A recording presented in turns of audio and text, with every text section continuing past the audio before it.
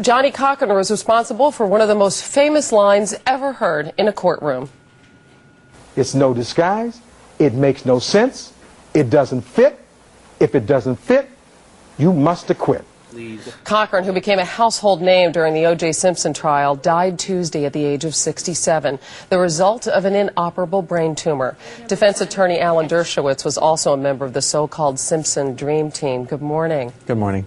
So many people are talking about Johnny Cochran, what great oratory skills he had, his ability to connect with any kind of jury. What made him special?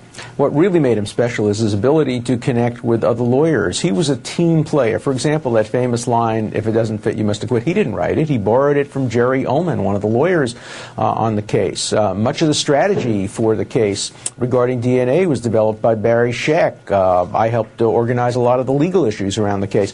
Johnny knew what he knew and he knew what he didn't know, and he was able to work together with lots of lawyers with big egos to only use the interests of the client as the governing phenomenon. Many of today's lawyers don't do that. They like to see themselves as the Lone Ranger going into the court alone, and the client suffers as a result of that. He kind of created team defense and team offense. He also taught a generation of students how you can use the law to promote social justice, to promote racial equality, and to promote civil rights. He inspired many of today's law students.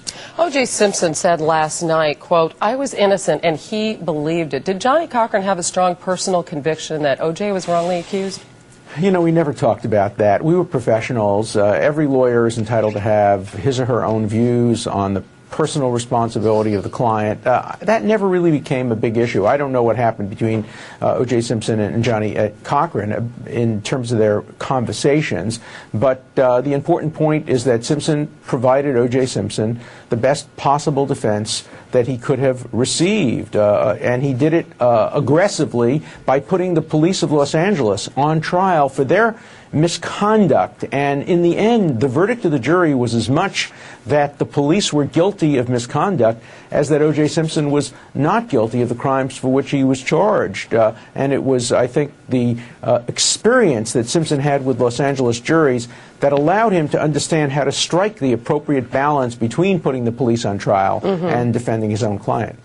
He was remembered fondly after he became a star for having such a great sense of humor about being parodied on shows like Seinfeld and other shows. Did that go a long way maybe towards easing some of the animosity that people felt after the verdict of the O.J. Simpson trial? Not only after the verdict, but during the course of the case as well. There were a lot of tensions. The Dream Team was a nightmare team for a while, and Johnny's sense of humor and style was able to really smooth many of those things over. I remember one day coming into the courtroom and seeing many of the lawyers, I thought, overdressed. You know, in L.A. they compliment you for your clothing rather than the quality of your briefs if you're a lawyer. And I said to them, "Hey, dress down." And many of the lawyers said, "Yeah, we'll do that." And Johnny said, "Hey, Alan, I'm going to take advice from you on legal matters, but not on sartorial matters. I'll dress the way I think my jury wants me to."